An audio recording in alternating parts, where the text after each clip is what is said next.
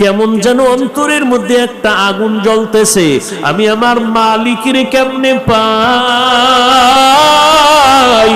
আমি আমার মালিকের হারায় ফেলছি। আরে আমি তো ডাইনে তাকাইলে আব্বা পাই, মানে তাকাইলে আমার আম্মারে দেখি, সামনে আমার সন্তানের দেখি, পিছনে আমার আব্বা আম্মা আছে, আমার স্ত্রী আছে, আমার দোকান আছে, আমার ব্যবসা আছে, আমার চাকরি আছে, আমার ভক্তবৃন্দ আছে, কিন্তু না, আমার এত সুন্দর চেহারা দিয়া কে বানাইছে, আমার কণ্ঠ এত সুন্দর কে কণ্ঠদান করেছেন, আরে আমার এত মায়া করে কে বানাইছে, আল্লাহ পাক রব্বুল আলামিন আমারে যে এত সুন্দর করে বানাইলেন, ওই মালিকের এখনো চিনলাম না।